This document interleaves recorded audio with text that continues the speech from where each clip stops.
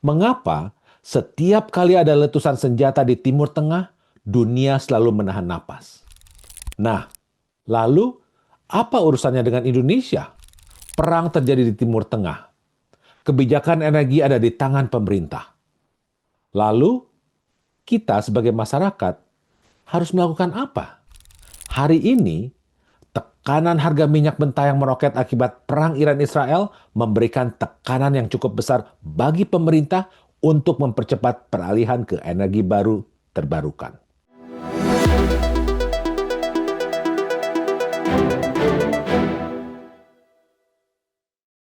Halo semua, selamat datang kembali di podcast Linomics. Saya Fahlino Suib, dan di sini kita ngobrol santai tapi serius soal ekonomi Indonesia dan peran kita di dalamnya. Di episode kali ini, kita akan membahas bagaimana ketegangan geopolitik di Timur Tengah yang sedang memanas, khususnya konflik antara Iran dan Israel, bukan hanya sekedar berita perang di televisi. Namun, ini adalah sebuah pertanda untuk kita dapat mempercepat transisi energi di Indonesia. Artinya, mempercepat transisi dari penggunaan bahan bakar minyak atau BBM yang kotor dan mahal menuju energi baru dan terbarukan atau EBT. Nah, mari kita mulai dari akar masalahnya. Mengapa setiap kali ada letusan senjata di Timur Tengah, dunia selalu menahan napas? Alasannya sederhana. Urat nadi energi dunia ada di sana. Di dekat Iran, ada yang namanya Selat Hormuz. Ini adalah jalur sempit di mana sekitar 20% dari total konsumsi minyak global melewati selat ini setiap harinya. Bayangkan, sebuah jalan tol utama yang menghubungkan pabrik makanan ke seluruh kota tiba-tiba ditutup. Harga makanan pasti meledak. Begitu juga dengan minyak. Ketika Iran dan Israel berkonflik, risiko terganggunya jalur distribusi minyak ini meningkat drastis. Pasar merespons dengan panik. Harga minyak mentah dunia melonjak di atas $90 Amerika hingga menembus $100 Amerika per barrel. Nah, lalu apa urusannya dengan Indonesia? Bukankah kita punya banyak minyak? Ini adalah penafsiran keliru yang paling umum di masyarakat. Fakta menunjukkan Indonesia sudah lama menjadi net importer minyak. Artinya, kita mengimpor lebih banyak minyak daripada yang kita produksi. Mari kita lihat datanya. Saat ini, produksi minyak siap jual atau lifting minyak kita hanya berkisar di angka 600.000 barrel per hari. Tapi, coba tebak, berapa konsumsi harian kita? Hampir 1,5 juta barrel per hari. Artinya, ada selisih sekitar 900.000 barrel setiap harinya yang harus kita beli dari luar negeri. Ketika harga minyak dunia naik akibat perang Iran-Israel, lalu siapa yang bayar selisih harga tersebut? Jawabannya adalah pemerintah melalui APBN dalam bentuk subsidi energi. Dari mana uangnya untuk membayar? Uangnya adalah uang pajak kita semua. Jadi, jika harga minyak mentah Indonesia naik jauh di atas asumsi APBN, beban subsidi dan kompensasi energi bisa membengkak hingga ratusan triliun rupiah. Uang ratusan triliun yang seharusnya bisa dipakai untuk membangun sekolah, rumah sakit, atau jalan tol, terpaksa dibakar di jalanan agar harga Pertalite dan solar tidak naik. Ini adalah kondisi yang sangat rentan. Kita mengandalkan stabilitas ekonomi kita pada perdamaian di negara lain.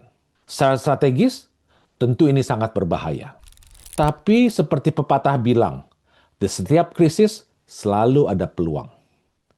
Konflik Timur Tengah ini adalah blessing in disguise atau berkat terselubung bagi agenda transisi energi kita. Mengapa? Mari kita lihat sejarah.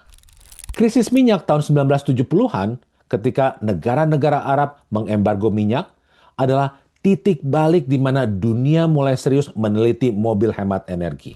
Di saat itu, bermunculanlah mobil-mobil buatan Jepang yang relatif lebih kecil dan hemat bensin. Artinya, krisis memaksa manusia untuk berinovasi. Hari ini, Tekanan harga minyak mentah yang meroket akibat perang Iran-Israel memberikan tekanan yang cukup besar bagi pemerintah untuk mempercepat peralihan ke energi baru terbarukan.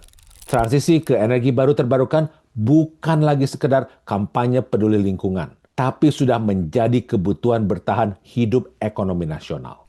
Apalagi Indonesia itu ibarat raksasa energi hijau yang sedang tidur. Kita punya potensi energi baru terbarukan yang luar biasa besar. Kementerian SDM mencatat, potensi energi terbarukan kita mencapai lebih dari 3.600 gigawatt. Angka ini berasal dari energi surya, air, angin, bioenergi, arus laut, dan tentu saja panas bumi atau geothermal, di mana kita punya salah satu cadangan terbesar dunia karena posisi kita di Ring of Fire. Namun sayangnya, pemanfaatannya saat ini masih sangat kecil. Baru sekitar 3-5% dari total potensi. Mengapa lambat? Karena selama ini minyak dan batu bara masih disubsidi sehingga energi kotor ini terlihat lebih murah dari energi bersih. Tapi dengan harga minyak dunia yang terbang tinggi akibat perang, hitungan-hitungan ekonominya menjadi berubah. Energi terbarukan tiba-tiba menjadi sangat masuk akal secara finansial. Panel surya misalnya, harganya sudah turun drastis hingga lebih dari 80% dalam satu dekade terakhir. Dalam kondisi saat ini, pemerintah dipaksa oleh keadaan untuk mempercepat proyek-proyek seperti pembangkit listrik tenaga surya terapung di Cirata atau mendorong penggunaan kendaraan listrik. Bayangkan, setiap motor listrik yang dibeli masyarakat atau setiap bis listrik yang beroperasi secara harfiah memotong ketergantungan kita pada minyak impor dari Timur Tengah. Konflik ini menyadarkan kita bahwa matahari kita tidak bisa diembargo. Angin kita tidak bisa diblokade oleh kapal perang.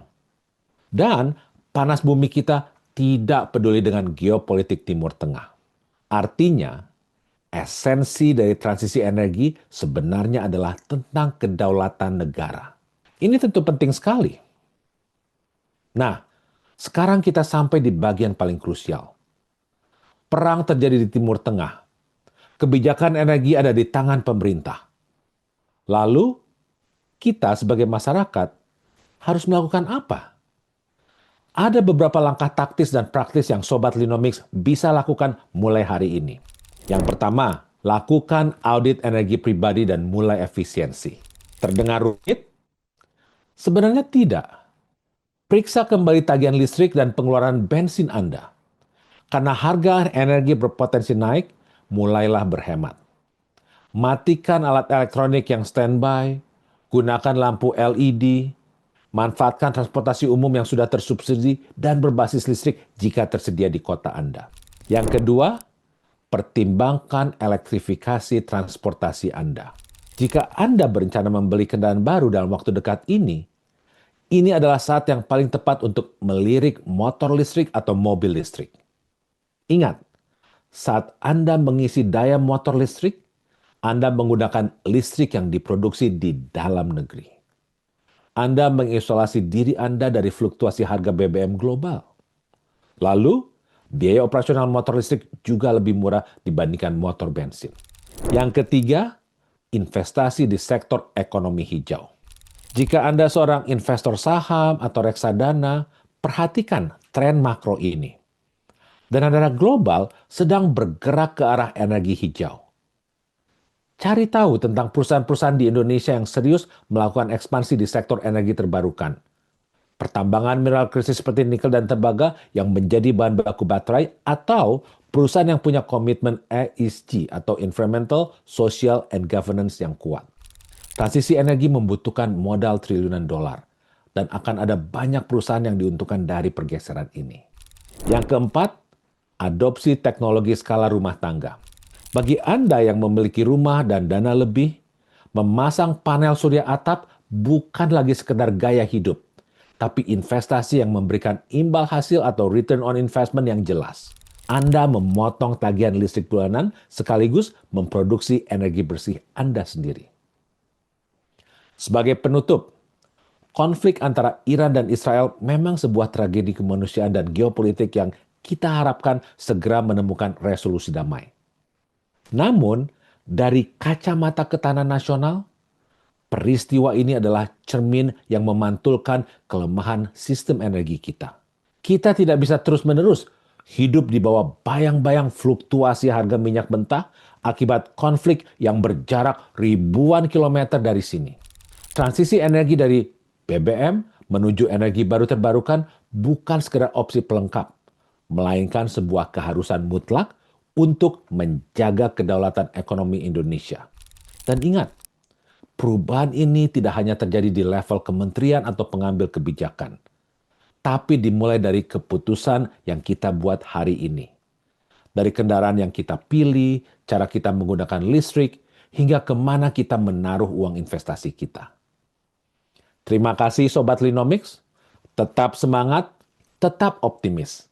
Sampai jumpa di episode berikutnya, saya Fahlino Suit.